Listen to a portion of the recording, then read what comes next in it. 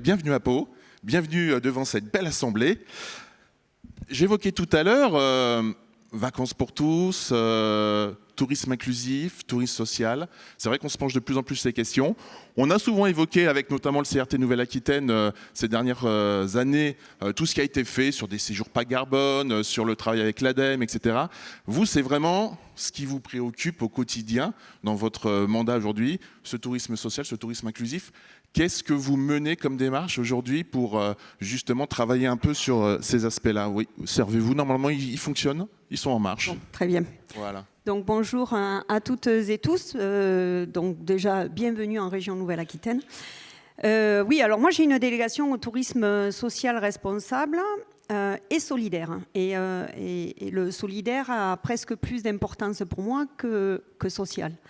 J'ai entendu les interventions ce matin et je vais reprendre une phrase de Grégory Gussot qui me plaît vraiment. Ce n'est pas la planète qu'il faut sauver, mais l'humanité.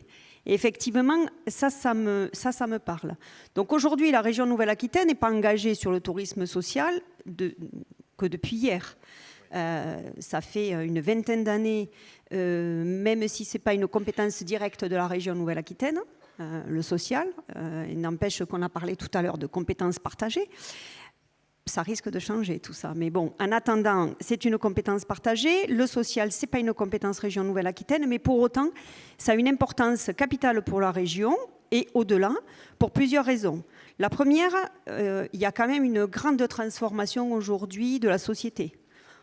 Personne découvrira ici que la société ne va pas très bien, qu'on exclut tous les jours un peu plus, qu'il y a de la précarité, qu'on n'accompagne pas très bien nos personnes seniors, vieillissantes, aînées, on les appelle comme on veut. Et donc tout ça fait que la région continue d'accompagner des gens de terrain, engagés, formés, presque je dirais même militants, sur le tourisme social et solidaire. Donc c'est avec beaucoup de partenaires autour, finalement, voilà, que vous travaillez. Donc on a Vacances ouvertes, Vacances famille, Lunat, Colo solidaire, Equitour, chacun avec un public différent. Et ça, on y tient aussi à la région Nouvelle-Aquitaine. On n'est pas ciblé sur une population. Ce qui est important, c'est que tout le monde puisse y trouver son compte et puisse partir. Plusieurs enquêtes, plusieurs chiffres. Il y a toujours 50 millions de chiffres qui sortent quand on veut parler de quels sont les publics qui ne partent pas en vacances. La dernière nous dit 47% des familles ne partent pas et on monte à 51% quand les familles sont composées d'enfants et monoparentales. Bon, imaginons que ce chiffre est effarant et même inquiétant. Donc on continue d'accompagner ces structures qui permettent quand même à ce public de pouvoir partir. On n'est pas tout seul, rien ne se fait tout seul. Heureusement, nous avons des partenaires, nous avons des agences. Les agences régionales, l'ADI, la MONA, l'UNAT, enfin bon, tout ça pour structurer parce que tout seul on ne fera rien. Vous êtes bien placé pour le savoir dans votre secteur et je pense que c'est important.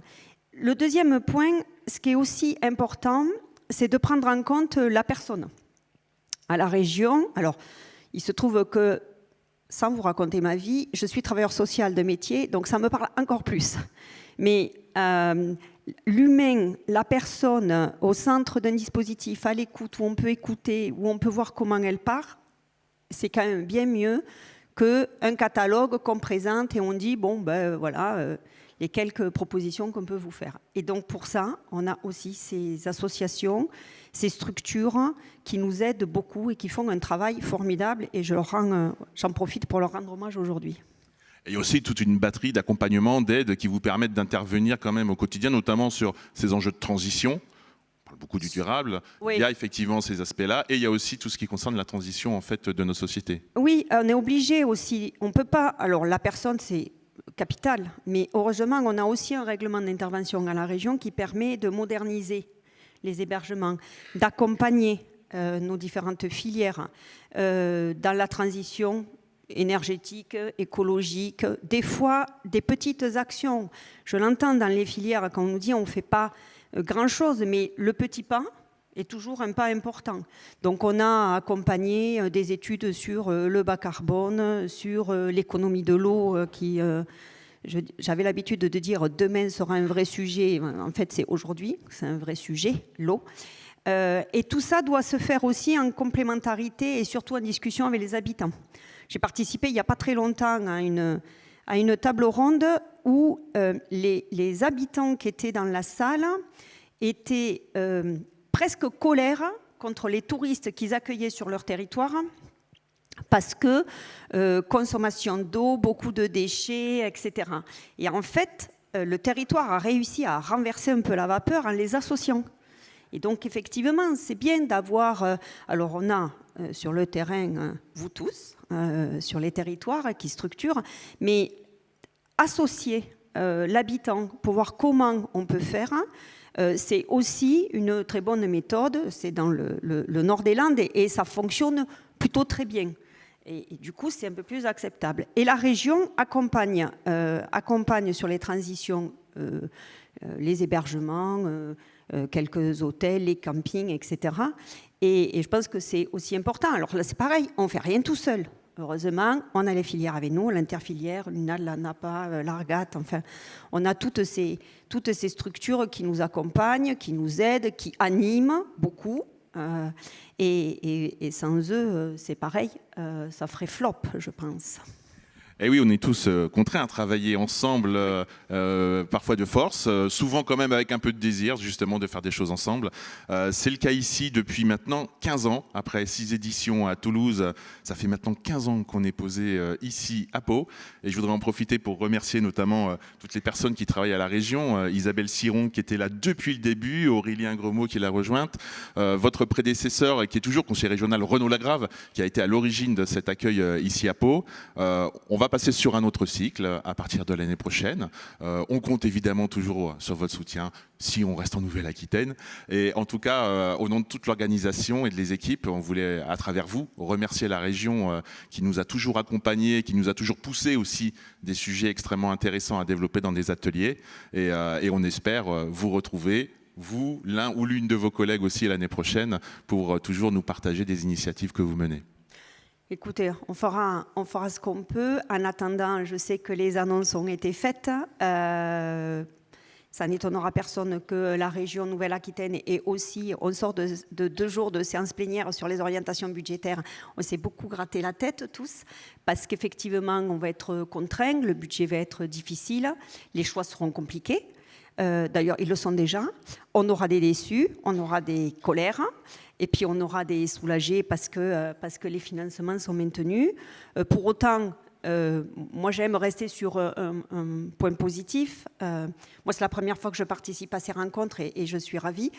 Et il faut quand même reconnaître tout le dynamisme que vous avez réussi à mettre dans ces... J'en ai entendu parler par mes prédécesseurs quand même, je me suis un peu renseignée sur le dynamisme, sur l'aspect collaboratif que vous avez pu mettre en place, sur aussi l'innovation et toute la recherche que vous mettez autour de tout ça. Donc, bon, moi je garde ce côté positif de ces rencontres.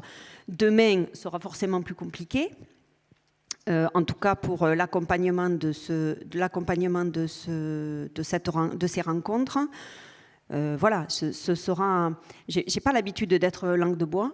Je sais et j'assume en général assez bien, même si c'est compliqué, quand il y a malheureusement ou des arrêts d'accompagnement ou une sortie pour différentes raisons. Hein. C'est pas toujours parce que la rencontre, le bilan est mauvais.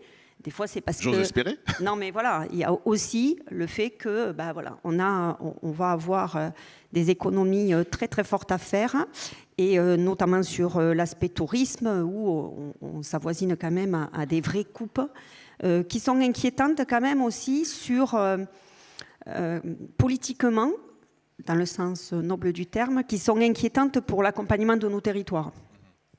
Il va falloir faire des choix. Le président Rousset est attaché à ces territoires, la diversité de ces territoires, et il va falloir combiner avec l'accompagnement des territoires, le budget et ce qu'on va en faire demain. Donc voilà, un peu comme tout le monde, hein, on s'interroge et on continue là-dessus. Et si je peux me permettre deux petits mots de conclusion, parce que j'ai 2 clins d'œil à faire et des remerciements. Ces rencontres, j'ai 2 clins d'œil. Le premier clin d'œil, merci d'avoir ouvert la porte au Conseil régional des jeunes. La jeunesse, aujourd'hui, on a l'habitude de leur dire « prenez votre place, engagez-vous, faites des actions ». il faut leur laisser la place. Donc là, merci. Merci à vous d'avoir permis ça. Je sais qu'ils sont par là, je vais les rencontrer tout à l'heure. Et le deuxième point sur lequel je suis particulièrement attentive et reconnaissante, c'est l'ADAPI 64 qui est présente. Les vacances inclusives. Le mot inclusion me plaît moyen, parce que c'est en comparaison avec exclusion, mais voilà, je trouve que c'est aussi important, à un moment donné, de pouvoir donner la place à toute notre société, y compris les personnes en situation de handicap. Donc, je voulais leur faire un clin d'œil et je voulais vous remercier chaleureusement pour ces deux accueils. Merci à vous, Sandrine, et merci pour votre transparence.